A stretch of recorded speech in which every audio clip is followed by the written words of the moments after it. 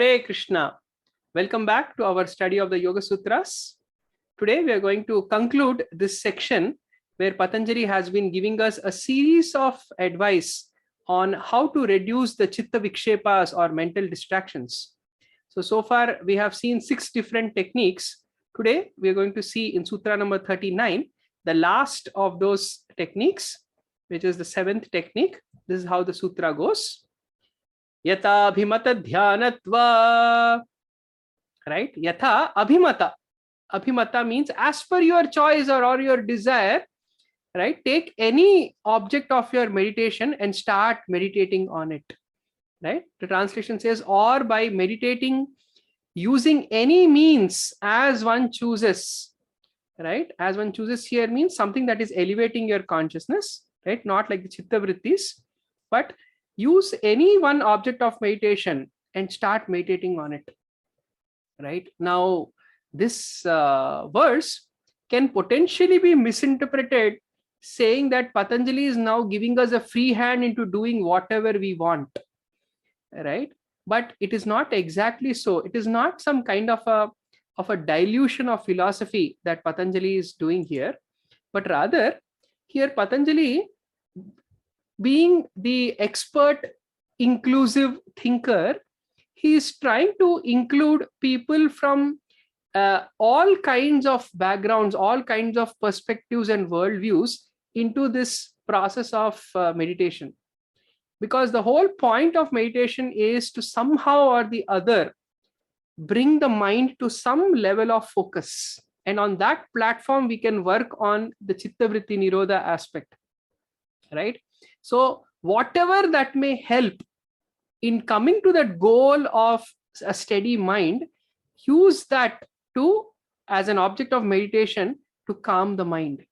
So while he has given some very, very specific techniques in the previous sutras, in this technique, he's actually giving a very inclusive approach, taking up a very inclusive approach, saying that do not worry about these specific techniques, but rather anything that will help an individual to elevate their consciousness is permissible. In that way, actually, this style of presentation of Patanjali is such a stark contrast to the otherwise very, very exclusive approach which many Vedic scriptures take. Because many different Vedic paths, they are very, very particular about this and only this way kind of an approach. But the broadness of thought of Patanjali can be very much appreciated by this method, by this specific sutra, where Patanjali is focusing more on the goal and not necessarily on the details, the specifics of the process, right? Because the whole point is we have to prepare ourselves to come to that stage of Samadhi, right? So in the preliminary stages, we may have to somehow or the other calm those mental disturbances and come to that particular stage. So it doesn't matter how we do it, but if we are coming to the ideal stage, that is enough for Patanjali, right? So that is why this broadness of vision, which Patanjali is displaying, just goes on to show that how many times when we are reading various scriptural texts, or even trying to explore various paths of spirituality, we may get fixated with the idea that there is only this one right path, right? But rather, even the approach that Lord Krishna presents in the Bhagavad Gita, he doesn't, fixate on that there is this one and only one path, but rather while talking about one absolute goal of how to attain him, at the same time, he doesn't want to absolutize the path, but rather talks about various approaches, right? So there is not one right path, but there is the appropriate path as per the temperament and mood and the understanding and the advancement of a practitioner. So this is the understanding that we need to develop, because many times what happens is we end up selecting a particular kind of a practice because not because whether it is right for me or not, but rather just because somebody else is doing or somebody else prioritized it, etc. Right? So this is where the onus is on the practitioner to discover what technique works best for an individual and stick to that. Remember, he began this section by talking about that ekatattva abhyasa, or this one-pointedness in practice. Right? This again is in no way a license to keep doing whatever we want. That yata abhimata, choosing a means as one chooses, selecting a means as one chooses, is not a license to do whatever we want. Because in the beginning of the section itself, Patanjali was very clear. In Sutra number 32, he said that you have to stick to one practice. Don't keep digging too many shallow pits, but focus on one deep well. Right? He was very clear about that. So this is a very beautiful approach that Patanjali has taken, where he's not trying to restrict the practitioner to a specific path, giving the choice to the practitioner that, look, this is the goal that you need to come to. Right? He's not diluting the goal, but rather just say, empowering the practitioner that you make the right choice, you take the responsibility for your own spiritual life, wherein you come to this ideal state like that. And after having said this, we will actually look back at all those 7 techniques that Patanjali has given, and you will notice a very interesting pattern. Right? So these are the 7 techniques from Sutra 33 to 38. Right? If you actually closely observe, this very closely matches with what Patanjali is going to offer us later on in the book. In Sutra number 33, Patanjali spoke about cultivating, happiness towards, friendliness towards the happy people, compassion towards the sad people, staying away from the wicked people, right? And being in the company of virtuous people. So he talks about the social attitude, which is very similar to the yamas and niyamas, which is going to define in the 2nd chapter. Then about the breath control aspect, which is very much part of the asana and pranayama genre of practices. Absorption, the sense perception. If you remember, we spoke about this Vishayavati, where we're meditating on the tip of the nose. This is the point where you are not staring at the tip of the nose using your senses, but you're withdrawing your senses in and just using the mind's vision, the mental eyes, to focus on certain aspects. So that when the moment you talk about withdrawing your senses, that is like the pratyahara stage.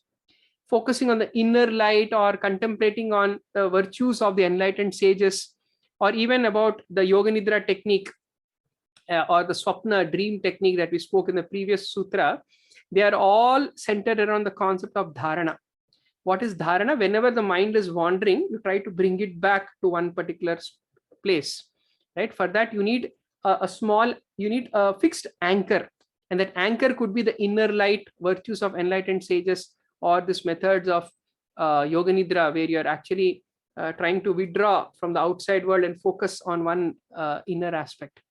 And finally, this meditation, dhyana, that he spoke about in today's sutra, right? So if you actually see this pattern, this very much follows this yama, niyama, and go on till dhyana, and eventually come to stage of samadhi. The Ashtanga method that Patanjali is going to propose later on in the 2nd chapter of this book.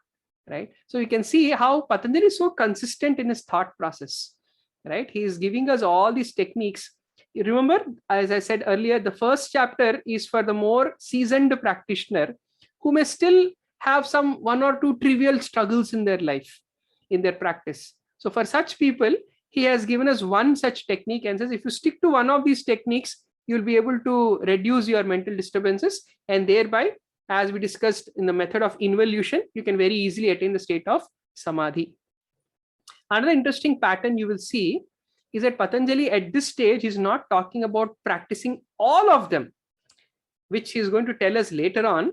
But for a very advanced practitioner, right, here he's just giving this one of such practices. It could be any one of them. It could be just focusing on inner light, focusing on yoga nidra, focusing on breath control, right, indicating that even one limb of the Ashtanga in itself is so potent, right? In fact, just the physical asanas also, if you look at it, asana is not just about physical exercise, but rather it's a very powerful way of using the body as an anchor to fix your concentration, to fix your attention, and to go into a deeper state of awareness. right? Likewise, all of these are so potent. So even one anga itself can be a very powerful means to reduce the mental disturbances. This is again very consistent with what you read even in the bhakti tradition. In the bhakti yoga system also, there are different limbs of bhakti yoga, like shravanam, kirtanam, hearing of divine sounds, pastimes, right? Songs. Kirtanam means to recite them. Smaranam, remembrance. Archanam, worship. Padasevanam, worshipping the Lord's lotus feet, and so on. It is described there are these different angas, 9 angas of bhakti yoga, but just one anga in itself is so potent. Just shravanam, giving submissive oral reception to the divine sounds itself is a very potent process. Kirtanam, just prayerfully, meditatively glorifying the Lord, chanting his holy names, singing the glories of the Lord in praise, that itself is a very, very potent process. And we hear great personalities have perfected their life just by following one anga of bhakti. So this is again very consistent with the broader style that you see in Vedic texts, where one limb of a specific spiritual process in itself is enough to attain perfection. So like this, Patanjali has given 7 very powerful techniques to help one in controlling the mental disturbances and overcoming those obstacles.